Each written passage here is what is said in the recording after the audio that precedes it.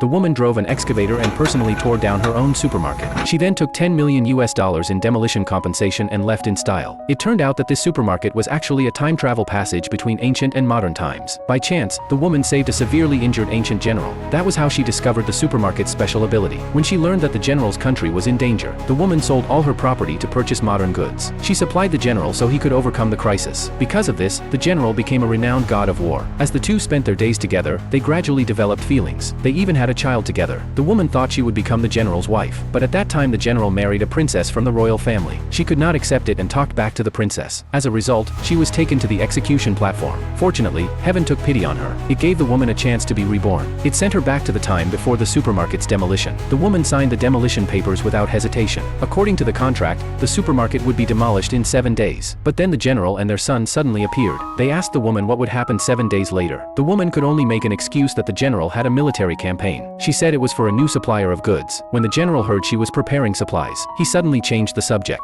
He questioned why the woman had placed their son in the princess's mansion. He accused her of having no sense of maternal responsibility. But the truth was that the son disliked the supermarket for being old and small. He was determined to live in the large, beautiful princess mansion. The woman could not refuse him, so she agreed. Unexpectedly, the son now lied, saying the woman was too lazy to care for him. The woman then taught her son not to lie, but the son said his mother was too strict. He said the princess aunt was better. The woman angrily told him to recognize the princess as his mother. Unexpectedly, the son shouted his agreement. At that moment, the general accused the woman of being unreasonable. The woman knew in her heart that her son meant what he said. Then the general told the woman that after his great victory in 7 days, he would hold a grand wedding to marry her. However, the woman no longer believed the man's promises. To avoid arousing the general's suspicion, she purchased over a dozen boxes of goods as usual and sent them to the general's mansion. She also carefully prepared a lavish New Year's Eve dinner. She planned to peacefully spend the final 7 days. But during the meal, the son unintentionally told the woman that the emperor uncle had already granted the marriage between the general and the princess aunt. They were only waiting for the general to return victorious. Although the woman had been mentally prepared, hearing her son's words still made her heart ache. Then the general told the woman that the princess's mansion had been attacked. He said he was going over to check. The woman understood that the general's heart had already left her, so she thought, let him go. But she never expected that the general would bring the princess back to the house. In the bedroom, they were being intimate, although the woman had already let go of her feelings for the general. Seeing this scene with her own eyes still made her heart ache unbearably. She immediately stepped forward to demand an explanation from the general. But the general thought she was making trouble for no reason. He even accused her of offending the princess. Then he mercilessly slapped the woman across the face. In a fit of anger, the woman returned to the supermarket. Unexpectedly, the general sent soldiers with a letter, asking the woman to reply and apologize to the princess. The woman then gave the bracelet and the letter to the soldiers to take back together. She then contacted the demolition department and agreed to move up the demolition. She requested to personally carry out the demolition. The demolition department readily agreed. Then the woman drove the excavator and tore down the supermarket.